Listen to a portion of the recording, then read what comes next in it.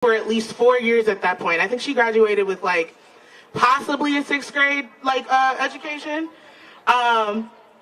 He paid straight cash for my mother to attend Hampton University, and even with his limited education, he knew that a way for our people to get free is to be educated.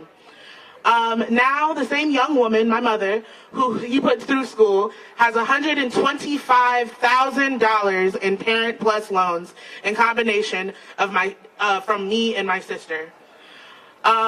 She pushed me and my sister through to go to school so we could take on the same lessons that she was taught, and she allowed us to go to our preferred universities versus other routes. And specifically, something I was mentioning earlier is for kids that are trying to become like marine biologists in Virginia, which at the time that's what I was doing.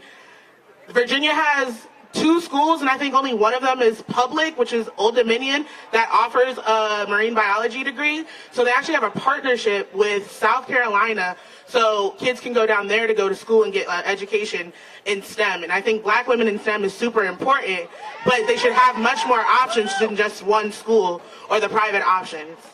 That being said, I did go to Florida International University and graduated with something completely opposite, like Marcus was saying earlier. The struggle of parents carrying Parent Plus debt is a point that's not mentioned enough, especially for black folks that are working out of generational debt and working their way into generational wealth. As a law school applicant, I'm currently standing on the $75,000 of undergrad debt between my mother and $12,000 that I was told from a student advisor that I needed to take at FIU unnecessarily.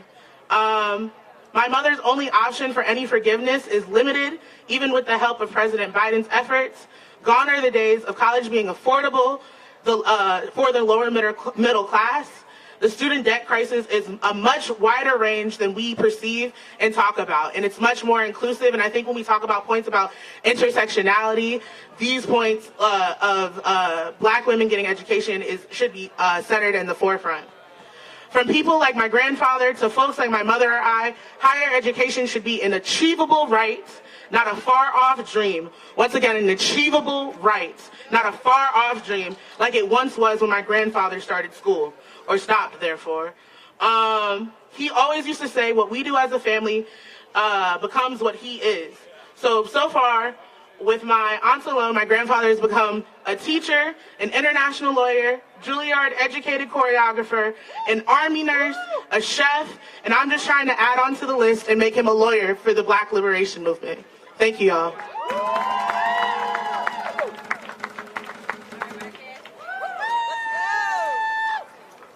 All right, one more big round of applause for Imani. Fun fact, as a native of our nation's capital, the residents of Washington, D.C. actually have the highest debt per borrower rate in the country. So when we talk about issues directly impacting black and brown people across the country, they most acutely impact black and brown people right here in the nation's capital, in our backyard. So I want to thank you, Imani, for speaking to that story. Our next speaker is Portia White.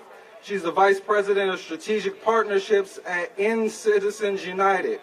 Like so many of us today, she is a borrower whose student debt story has affected every aspect of her life, including her ability to invest in her future goals, like purchasing a home.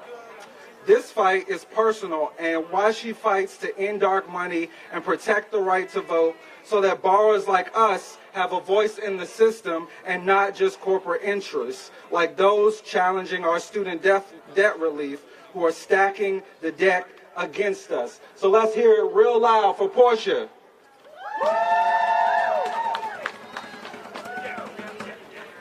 Hey y'all, I'm Portia White, Vice President at Citizens United, Let America Vote.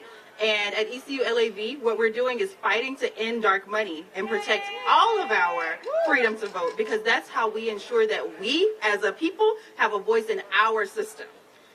That's how we get to have decisions about working people and how we should all be getting debt relief from student loan debt, right? Whether the system is going to work for all of us or whether the system is only going to work for corporate special interests and dark money extremist groups. Today, there are millions of Americans who need this relief now. Many of them are women, many of them are black women, many of them are black people, and they're demanding that now we get relief in the form of student loan debt relief, right? I'm a borrower myself, like you said earlier. I know that my student loan debt has affected my ability to live the American dream that we're all promised, including buying a home. And as all these speakers have also said today, we know that this student loan debt cancellation is legal. It is just, and it's necessary now. So if we all know this, what's holding it up, right? Let's take a look at the groups who have filed against this, right? Let's talk about the people who are protecting their own special interests, their own tax dollars, their own corporate handouts, and are not caring that people out here are struggling every single day while they are benefiting from these corporate handouts that they're getting. Let's talk about how we as a people are being shut out of a process that affects us, and a special few get to make this decision about our lives. So let's take our power back. Let's tell the Supreme Court justices that we will be heard. Let's tell these extremist Republicans that they cannot enact their MAGA agenda and keep shutting out the voices of the people. Thank you.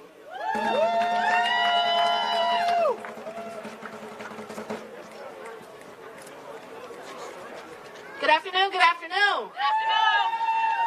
I started this thing and I'm ending this thing today. Thank you everyone who came out and showed up. We stood for not only ourselves, but for the 40 million student borrowers across the country. I would be remiss if I didn't thank our anchor partners who really helped pull this together. First and foremost, not that I'm biased, but Young Invincibles. Where you at? Satra, come. Satra has helped lead this thing from start to finish when she had only worked for our organization about 2 weeks before I said, hey, we're doing this thing. And I need you to lead it. Student Borrower Protection Center, Aisa, come on, honey. Let the world see you.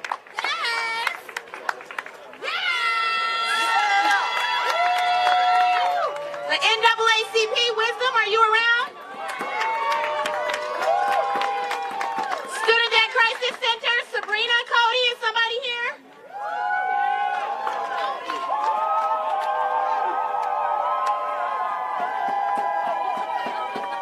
And I also forgot Amari from the NAACP. Where are you, Soror?